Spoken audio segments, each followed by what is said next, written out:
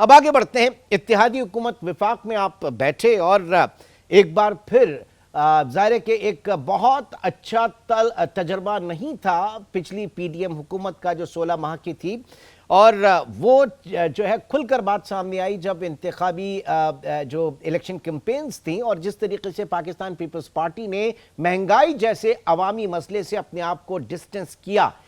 تو اب یہ ایک بار پھر کولیشن گورنمنٹ میں ہے اور آپ لوگ جو ہیں وزارتیں ابھی تک نہیں لی ہیں.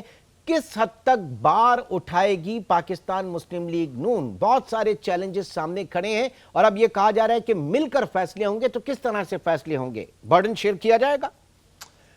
دیکھیں جی, گزارش یہ ہے کہ گورنمنٹ تو P M L N form کر رہی ہے.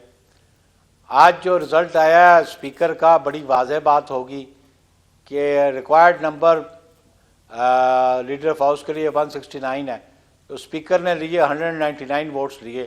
تو یہ بڑی کلیئر میجورٹی تو نظر آ گئی کہ جو کولیشن گورنمنٹ بن رہی ہے یا جو پی ایم ایل این کو سپورٹ کر رہے ہیں ان کے پاس نمبر اور اسٹرینتھ تو ہے نیشنل اسمبلی میں گورنمنٹ بنانے کے لیے. پاکستان پیپلز پارٹی کی سی کا فیصلہ تھا کہ ہم وزارتیں نہیں لیں گے, ہم پارلیمان کے اندر پی ایم ایل این کو سپورٹ کریں گے. ان کے جو الیکشن ہوگا لیڈر آف ہاؤس کا, اس کو میں بھی ان کو ووٹ دیں گے. اسپیکر کا ہوا تو اس میں بھی ووٹ ہم نے دی. تو اب گورنمنٹ رن کرنا بنیادی ذمہ داری پی ایم ایل این کی ہے, اور انہوں نے نامزد کیا ہے جناب میاں محمد شہباز شریف صاحب کو پرائم منسٹر. تو وہ اپنی ٹیم کے ساتھ وہ کوشش کریں گے کہ وہ ڈیلیور کریں کہ پاکستان میں آج ملک کو بہت سارے ایشوز ہیں جن کو ایڈریس کرنا ہے آنے والی اس گورنمنٹ نے. مہنگائی سب سے بڑا ایشو ہے, اس کو ایڈریس کرنا ہے. پولیٹیکل سٹیبلٹی جو ہے اس کو مد نظر رکھنا ہے. تو وہ ذمہ داری انشاءاللہ وہ نبھائیں گے. پاکستان پیپلز پارٹی ان کو بالکل سپورٹ کرے گی ان کی گورنمنٹ کی فارمیشن میں اور ان کی لیجسلیشن میں.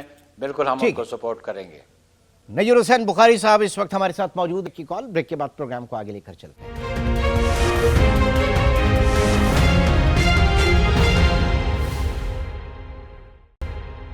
Welcome back. بخاری صاحب, بریک پہ جانے سے پہلے بھی یہی بات ہو رہی تھی. بات یہ ہے کہ بہت سخت چیلنجز ہیں اور ایسے میں جو پولیٹیکل کیپٹل جو لوز کیا وہ پاکستان مسلم لیگ نون نے یقیناً کیا, اور الیکشن کے جو ریزلٹس رہے ظاہر کہ اسپلٹ مینڈیٹ تھا وہ بھی سامنے آیا. تو ایسے میں کانسٹیٹیوشنل پوزیشنز جو ہیں, آئینی عہدے جو ہیں وہ پاکستان پیپلز پارٹی اپنے طرف رکھ رہی ہے. تو ایک سیف گیم کی طرف ہیں. اسے کیا کہا جائے گا, آپ کیا کہیں گے اسے؟ اوبویسلی ہر پولیٹیکل پارٹی جو ہے وہ اپنی پولیٹیکل اسٹریٹجی بناتی ہے, ایوالو کرتی ہے, اس پہ عمل درآمد کرتی ہے. تو ایکسٹرنل جو ہے مشورے ان پہ ضروری نہیں کہ وہ عمل درآمد کرے. عمل درآمد تو اس پہ کر رہا ہے جو ان کا جو سپریم ادارہ ہوتا ہے جو فیصلے کرتا ہے. ہمارا جو سینٹرل ایگزیکٹو کمیٹی ہے اس نے جو فیصلے کیے پاکستان پیپلز پارٹی اس پہ عمل درآمد کرے گی. اور آبویسلی ہم نے پھر دوبارہ ریپیٹ کر دیتا ہوں کہ پی ایل این کو ہم سپورٹ کریں گے, ان کے چیف ایگزیکٹو الیکشن میں کریں گے, ان کے پارلیمان کے اندر ان کو سپورٹ کریں گے, اور ہم یہ چاہیں گے کہ سیونین گورنمنٹ جو ہے under the law, under the constitution اپنی ٹرم پوری کرے. اچھا, اب یہ 18th امینڈمنٹ کے بعد ظاہر ہے کہ اس وقت بہت زیادہ اس میں بات ہو رہی ہے اور ہونا بھی چاہیے اس کے اوپر کہ آپ کا جو مہنگائی ہے وہ پروویژنل سبجیکٹ ہے. تو اس میں صوبے, اور ہم دیکھ رہے ہیں کہ پنجاب میں جو پہلا ایک دو دن جو چیف منسٹر پنجاب مریم نواز شریف جو ہیں ان کا فوکس بہت زیادہ اس کے اوپر ہے.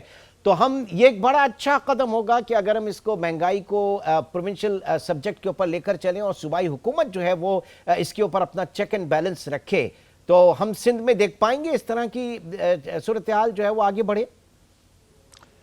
یہ دیکھیں, اس میں گزارش ہے کہ صرف یہ ذمہ داری پروونسز کی نہیں ہوتی, یہ انٹر لنکڈ ہے وفاقی حکومت کے ساتھ بھی. آبویسلی جو امپورٹس اینڈ ایکسپورٹس ہیں وہ وفاق کا شعبہ ہے اس کے پاس, اور جو ریمیٹنسز ہیں وہ بھی وفاق کے پاس آتی ہیں. تو اس لیے جو ٹیکس کلیکشن ہے وہ بھی وفاق کے پاس ہے, اور پھر ڈویزیبل پول سے پھر وہ فنڈ فراہم کیے جاتے ہیں اور ایلوکیشن ہوتی ہے. تو ہم یہ سمجھتے ہیں کہ بہتری کی طرف ہمیں سوچنا چاہیے اور ہمیں اپنے ریسورسز جنریٹ کرنے کے لیے پروونشل لیول پہ بھی اور فیڈرل لیول پہ بھی کام کرنا پڑے گا، کیونکہ مہنگائی ایک ایسا ایشو ہے جس نے پاکستان کے ہر شہری کو متاثر کیا ہے اور اس کی قوت خرید بالکل بے بس ہو چکی ہے. اس لیے کوشش ہوگی اس حکومت کی کہ وہ عوام الناس کو اس میں ریلیف لے کے دے اور ریلیف دے.